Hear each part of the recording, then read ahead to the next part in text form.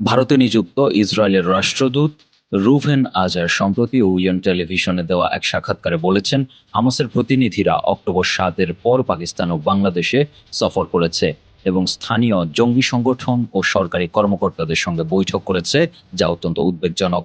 বাংলাদেশের প্রতিবেশী ভারতে নিযুক্ত তৃতীয় দেশের রাষ্ট্রদূতের এমন প্রমাণহীন, ভিত্তিহীন, মন গড়া কথা এক সূক্ষ্ম ষড়যন্ত্রের অংশ বলে মনে করছেন নিরাপত্তা বিশ্লেষকরা।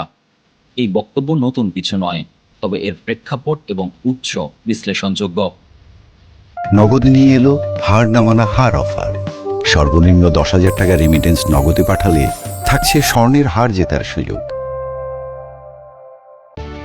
ইসরায়েলের রাষ্ট্রদূত আজার নয়াদিল্লিতে বসে বাংলাদেশ সম্পর্কে বিবৃতি দিচ্ছেন। এটি আন্তর্জাতিক কূটনৈতিক রীতির বাইরে।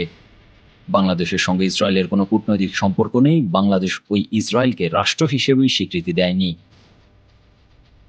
এই পরিস্থিতিতে তৃতীয় দেশের মাটি থেকে বাংলাদেশকে হামাসের সঙ্গে যুক্ত করা কূটনৈতিক শিষ্টাচারের স্পষ্ট লঙ্ঘন, এবং এটি একটি বিচ্ছিন্ন ঘটনা নয়, এমন মন্তব্য করছেন আন্তর্জাতিক সম্পর্ক বিশ্লেষকরা।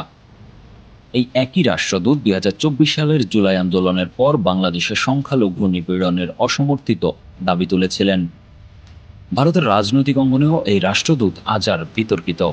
ভারতের কংগ্রেস নেত্রী প্রিয়াঙ্কা গান্ধী গাজায় ইসরায়েলি গণহত্যার সমালোচনা করলে আজার তাকে প্রতারক বলেন, যা নিয়ে একাধিক ভারতীয় দল তাকে ক্ষমা চাইতে বলে এবং ভারত সরকারকে ব্যবস্থা নিতে আহ্বান জানায়।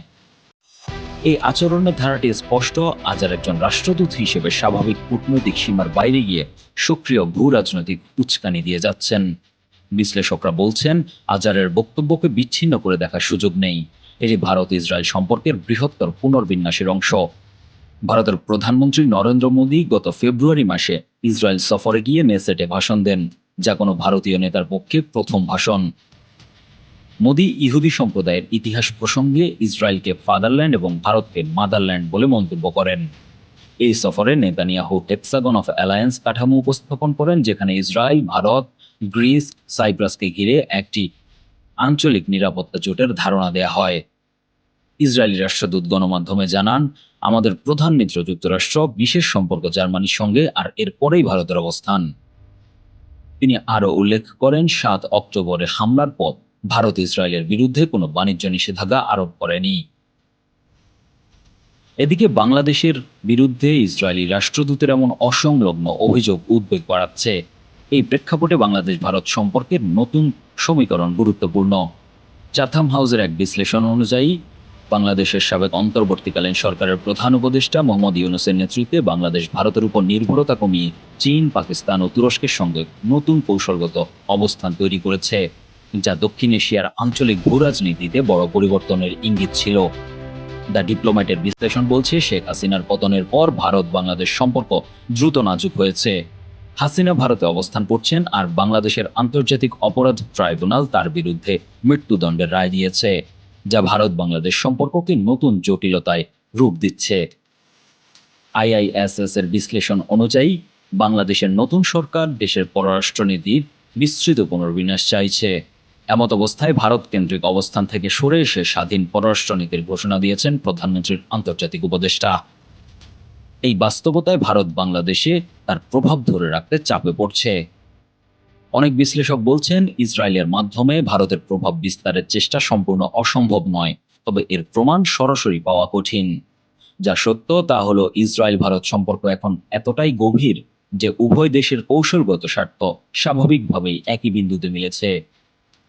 বাংলাদেশকে হামাস সংযুক্ত দেখানো ভারতের আঞ্চলিক বয়ানের এবং ইসরায়েলের সন্ত্রাস বিরোধী বয়ানের উভয় স্বার্থেই কাজ করছে। তবে এই কৌশলের সীমাবদ্ধতাও স্পষ্ট। সিএসআইএস এর এক বিশ্লেষণে বলা হয়েছে, ভারত ইসরায়েল ফিলিস্তিন সংঘাত সহ বিভিন্ন আন্তর্জাতিক বিষয়ে কৌশলগত স্বায়ত্তশাসন বজায় রাখতে ক্রমশ চাপে পড়ছে।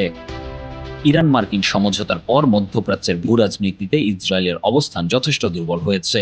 এই পরিস্থিতিতে ইসরায়েলকে চাপ প্রয়োগের হাতিয়ার হিসেবে ভারতের জন্য ব্যবহার করা যথেষ্ট কার্যকর নয় বলেও মত দিচ্ছেন বিশ্লেষকরা।